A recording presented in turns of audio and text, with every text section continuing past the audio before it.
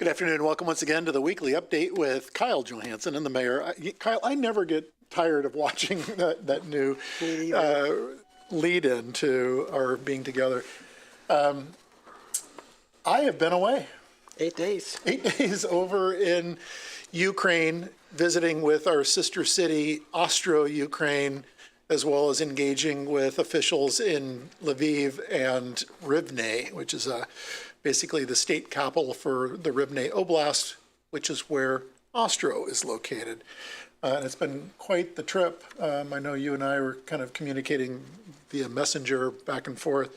It's so odd being 7 hours ahead of everybody. And I'll tell you what, it really throws you off when you come back stateside. So it's good to be home, but a lot more to unpack and share with the citizens of Athens as to how that trip went. Kyle, today's kind of a crazy day weather-wise. You know, this morning it had to be every bit of 60-something, but that's not going to be the case this evening, is it? Oh, no, it's not. Give us an idea as to what today and the next 7 days is going to look like, Kyle. So today we got showers early, then cloudy in the afternoon. Morning high of 69 with temperatures falling sharply to near 40 degrees. Winds west-northwest at 15 to 25 miles per hour. Higher wind gusts are possible. Tonight, clear skies, low of 22. Tomorrow, sunny skies, high 45, low 25. Friday, mostly cloudy skies, high 54, low 41. Saturday, cloudy, high of 62, low 41. Sunday, partly cloudy, high of 71, low 47. Monday, partly cloudy, high of 77, low 51. And next Tuesday, morning showers, high of 66, low 40.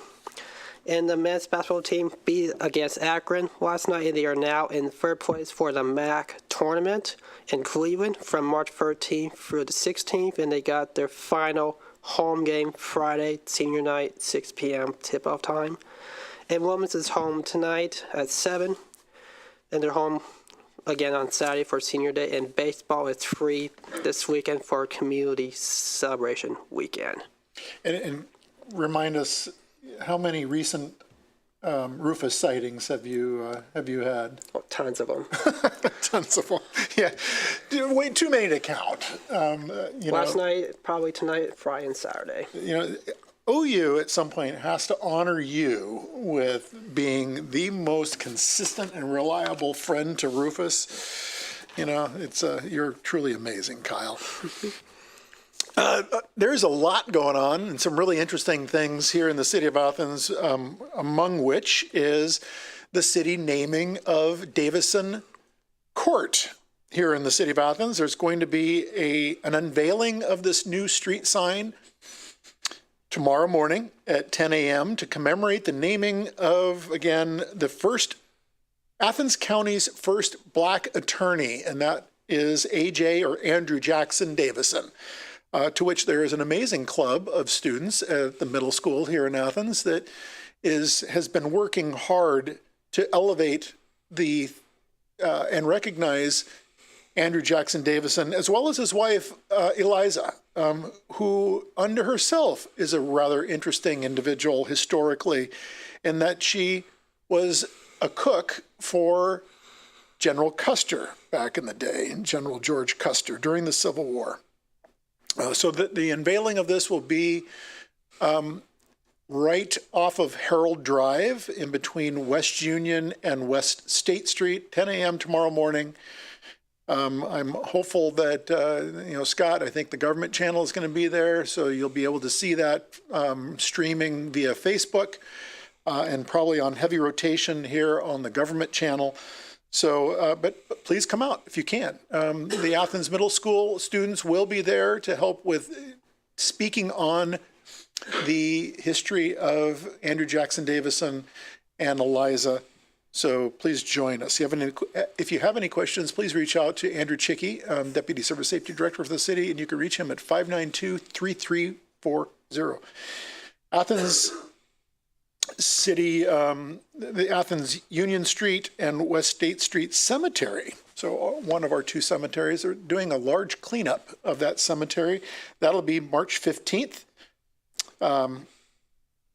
Any plastic flowers, grave blankets, or temporary decorations that you would like to keep and that are not removed before the 15th, just know that they will be removed. So if those are important to you, please go down to the cemetery before March 15th and collect those up. Otherwise, we will be doing an extensive sweep of the cemetery. This is interesting. The Athens Poet Laureate is doing a Pawpaw poetry anthology. So this is something new, or at least it's new to me, to where they would like to have poems that basically showcase our only state natural fruit, the pawpaw. And they're looking for a call for poems. So encouraging people to send 1 to 3 poems inspired by the pawpaw. I'm wondering if Chris Schmiel is going to be the one judging these. He should, with as much as he's done to elevate the pawpaw. The deadline is going to be April 22nd, which is Earth Day here in Athens and around the globe. The poem formatting must be a Word document with 12-point Times New Roman font. The tentative release date is scheduled for September 15th. So if you're interested, reach out to Kendrick at Athens Poet Laureate 4, the number 4, at gmail.com. And you can find out more about that. And maybe we'll get that, Scott, up on the government channel or on our website to where people can access that. So calling all poets, of which I am not. Summer camp.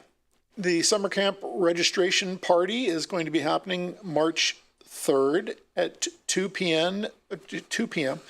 All registration has to be in person at the Athens Community Center. Registrations online or via phone are not currently available. So summer camps will be offered June 10th through August 9th with no camp during the week of July 1st through July 5th.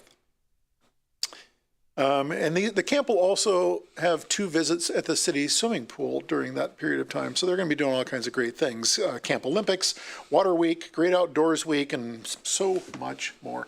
Camp is Monday through Fridays from 8 a.m. to 4 p.m.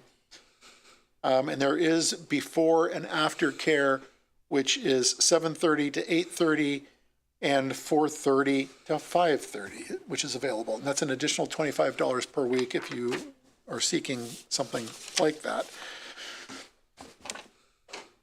Upcoming meetings, Athens Council, they will be meeting March 4th here in Council Chambers as usually at 7 p.m. Athens Planning Commission will be March 6th at 12 p.m. here in Council Chambers as well. And the Environment Sustainability Commission will be meeting March 6th at 6 p.m. and that'll be in the Edward and Mattie Berry Conference Room here in the City Building.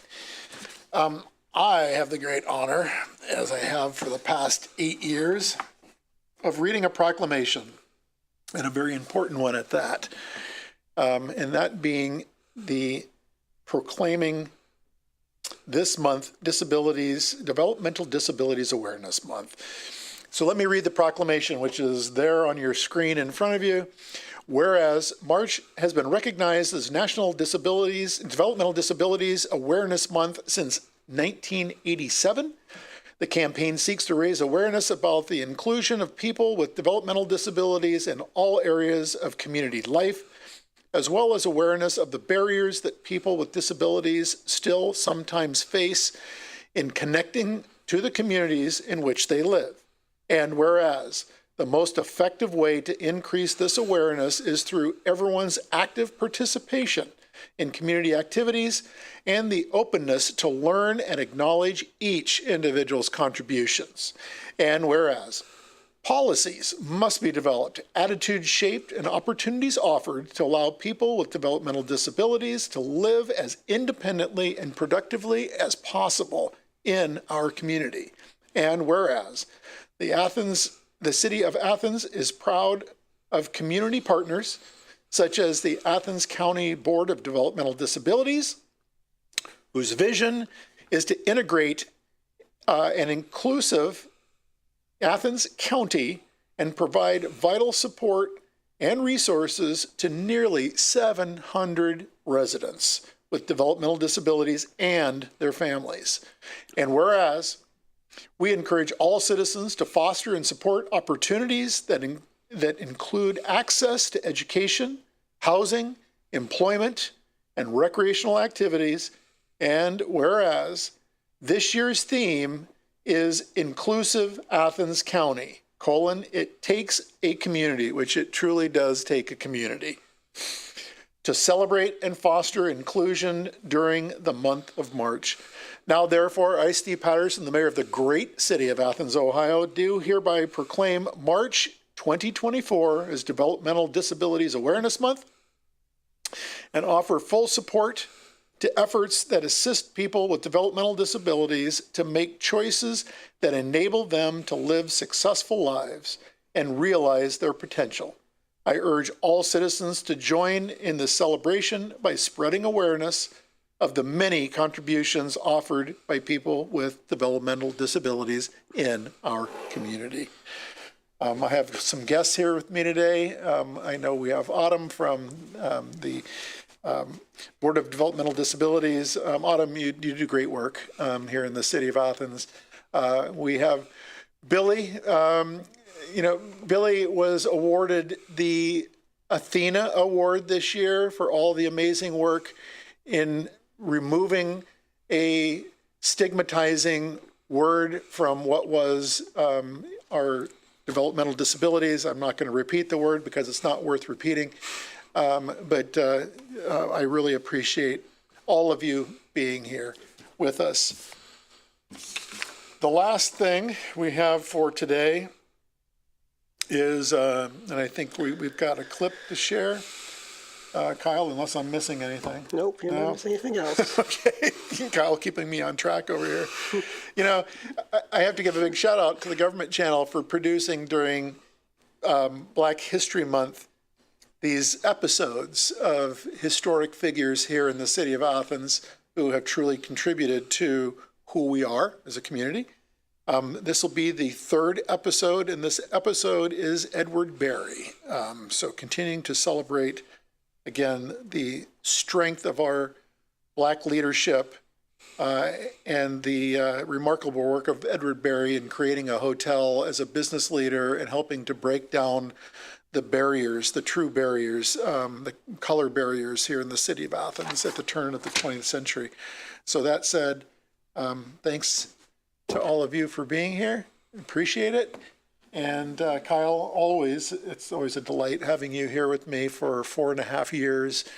I'm sure it'll be another 4.5 years To go. to go, and then some. You're going to continue on, I'm sure.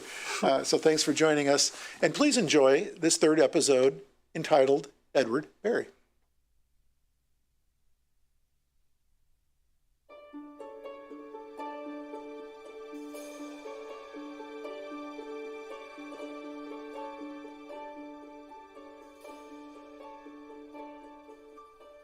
Having spent most of his youth in Albany, Ohio, teenager Edward Berry had already earned a reputation as a hard worker.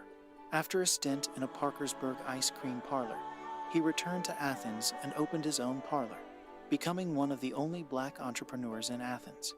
Berry would eventually grow his parlor into a restaurant, and finally a hotel operating at 18 North Court Street. Starting in 1893 with the opening of the Berry Hotel, Edward's wife Mattie pioneered the practice of placing Bibles and small toiletries in each room, along with also mending guests' clothing while they were staying at the establishment. These practices would become commonplace in hotels across the country in the years to come.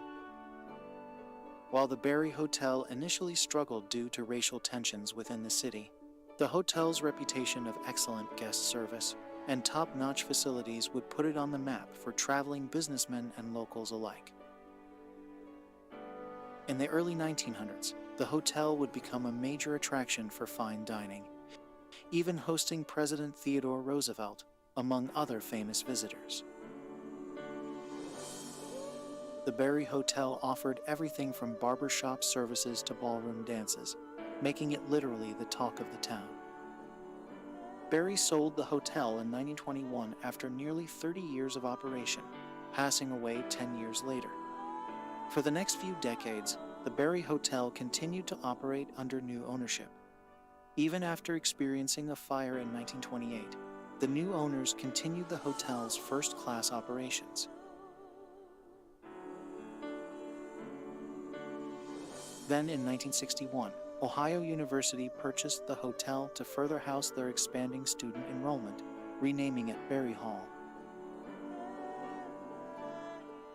Finally, the former hotel was torn down in 1974.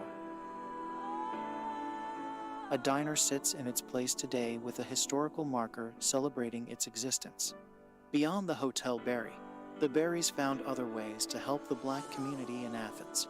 They were instrumental in raising money for and donating land to the Mount Zion Baptist Church.